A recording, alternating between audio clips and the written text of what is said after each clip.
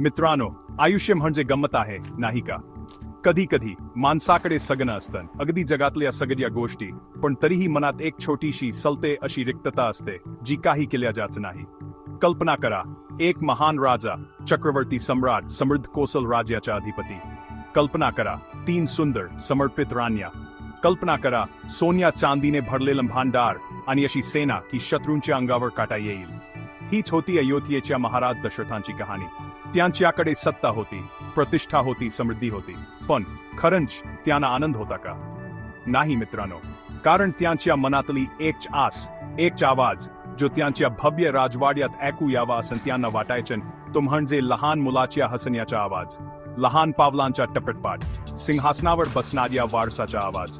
दररोज सकाळी दशरथ उठायचे आणि आरशात बघायचे. त्यांच्या केसातली चांदीची रेघ, चेहऱ्यावर येणाऱ्या सुरकुत्या वयाच्या खुणा दिसायच्या. ते आता वयस्कर होत चालले होते आणि त्या विचाराने त्यांच्या अंगावर शहारा यायच्या. कोण पुढे नेणार रघुकुलाची परंपरा? कोण बसणार अयोध्येच्या राजसिंहासनावर त्यांच्या नंतर?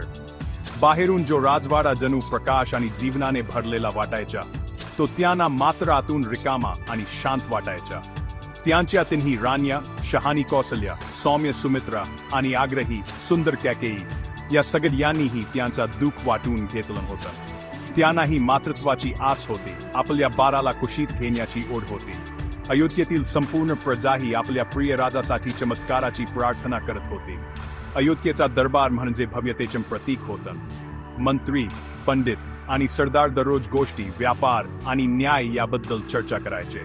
पण राजावर नेहमीच दुःखाचं सावट असायचे. एक दिवस सिंहासनावर बसलेले दशरथ सभासदांनी वेढलेले त्यांच्या चेहऱ्यावरचं दुःख स्पष्ट दिसत होतं. त्यांनी सिंहासनावरचं रिक्त स्थान पाहिलं जे राजकुमारासाठी राखून ठेवलं होतं आणि खोल श्वास टाकला. ते आपल्या लोकांचे रक्षक होते, विजयी योद्धा होते, न्यायप्रिय शासक होते. पण वैयक्तिक आयुष्यात मात्र त्यांना अपयशाची भावना होती. ही त्यांची वैयक्तिक इच्छा नव्हती. राजधर्म म्हणूनही वारस पुरवणं हे त्यांचं कर्तव्य होतं.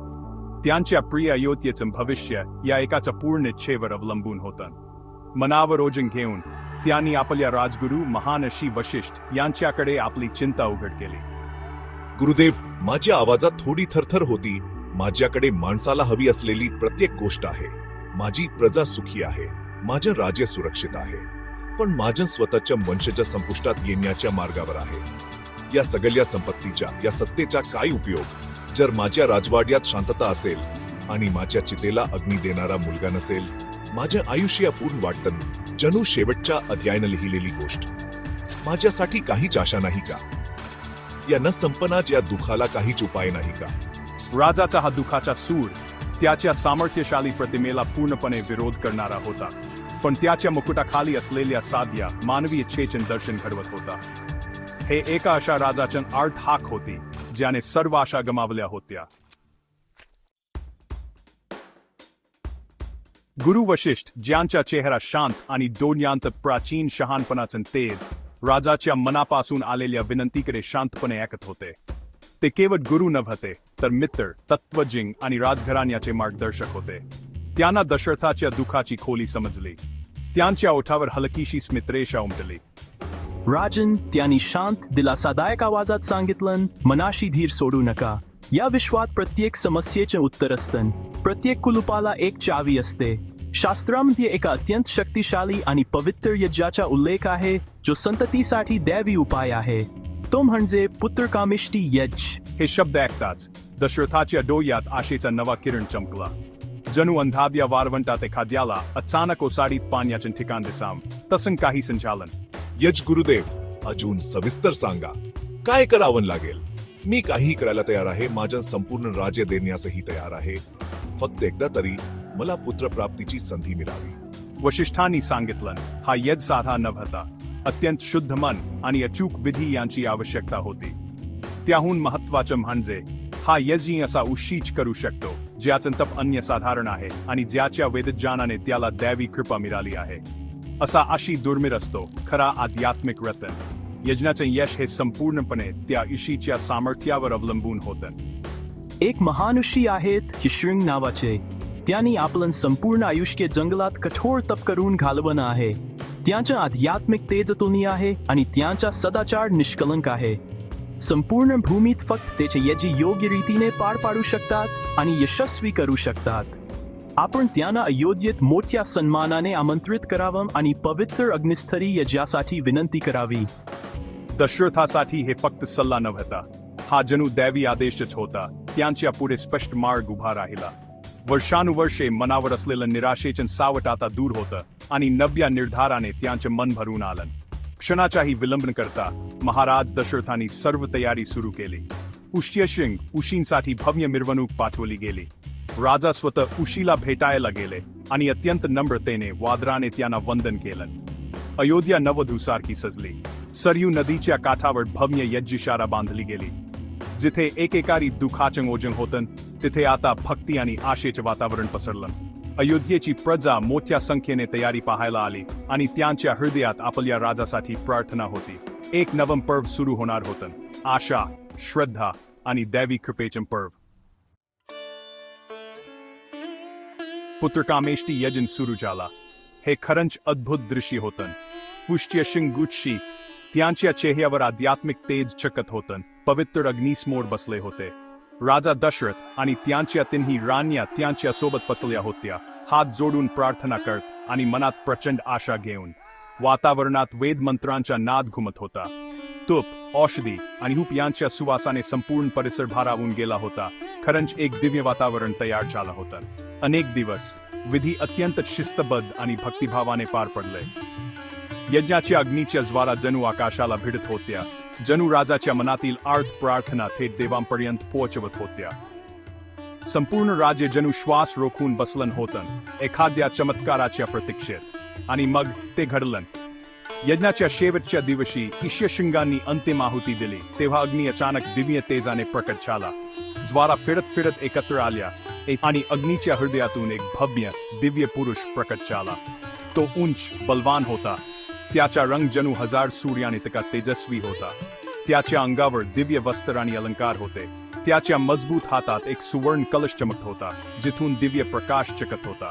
संपूर्ण सभागृह राजा आणि यशींचा स्तंभित झाले. सगळे गुडघ्यावर बसले, डोळ्यात आश्चर्य आणि भक्तिभाव. हे क्षण जणू शास्त्रामधून थेट आले होते, देवाशी थेट साक्षात्कार. राजा दशरथा, देवतांनी तुमच्या भक्तीने आणि यज्ञाच्या अचूक पार पाडण्याने प्रसन्न झाले आहेत. त्यांनी तुमच्या प्रार्थना ऐकल्या आहेत.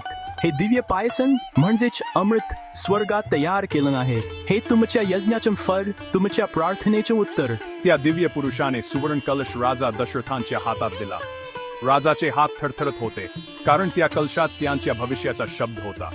राजा दशरथ डोळ्यात आनंदाश्रू घेऊन त्यांचं मस्तक चुकवून कृतज्ञता व्यक्त केली. प्रजापत्य पुरुषाने आशीर्वाद दिला आणि जसा तो प्रकट झाला तसा तो पुन्हा पवित्र अग्नीत विलीन झाला.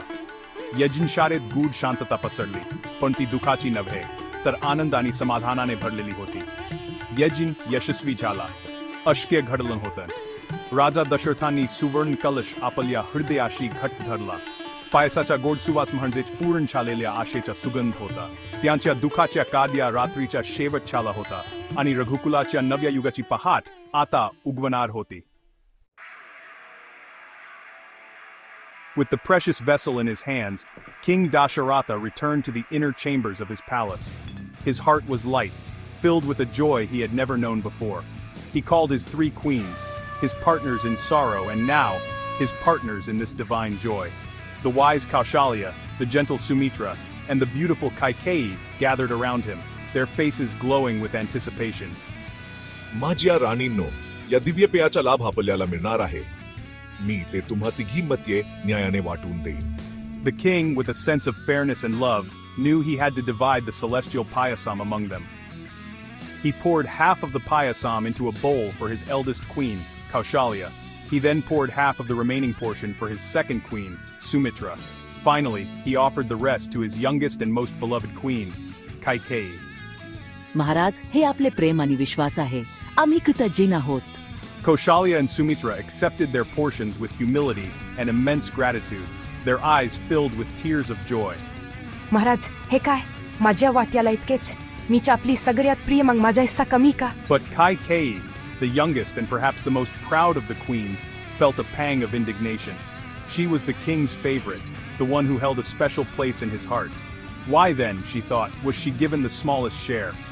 Her pride was wounded. A shadow crossed her beautiful face. Maharaj, हीच माझी किंमत आहे का? मी आपली सर्वात लाडकी नाही का? मग माझ्या बहिणीपेक्षा मला कमी का मिळाले? She felt slighted, her special status challenged in this crucial moment. Her ego, my friends, clouded her judgment. केकी, मी वडिलकीच्या हिशोबाने वाटप केले आहे. यात अन्याय नाही, फक्त न्याय आहे. Dasharatha, taken aback by her reaction, tried to reason with her. He explained that the division was fair and based on seniority. But Kaikeyi was in no mood to listen. In a fit of pique and wounded pride, she placed her bowl of payasam on the parapet of the palace balcony, turning her face away in anger. She refused to accept what she considered an insult. It was a moment of pure impulse, a decision made in anger that would have unforeseen consequences. The other queens and the king watched in stunned silence, unsure how to pacify the furious queen. The joyous atmosphere was suddenly tainted by this display of human folly. हे माणसाचे गर्व कधी कधी दैवी देणगीही हिरावून घेते. In that very instant, as if ordained by destiny, a celestial event unfolded. A large, powerful bird, a kite, swooped down from the clear blue sky with breathtaking speed. With perfect precision, it snatched the bowl of payasam from the parapet and soared away, disappearing into the clouds before anyone could even react. Everyone stood frozen in shock. Kaikeyi's portion, the divine blessing she had rejected out of pride, was gone. The reality of what had just happened began to sink in, and the anger on Kaikeyi's face was replaced by a look of utter disbelief, which quickly turned into horrified regret. The palace, which had been echoing with joy just moments before, was now filled with a deafening silence of shock and dismay. The moment the bird vanished with the bowl, the spell of shock broke. अहो, मी काय केलं? माझ्या गर्वामुळे माझे मूल हातातून गेलं. माझ्या मूर्खपणाने माझी एकमेव आशा संपली. मी शापित आहे. Queen Kaikeyi let out a heart-wrenching cry of despair. She collapsed to the floor, her body shaking with uncontrollable sobs.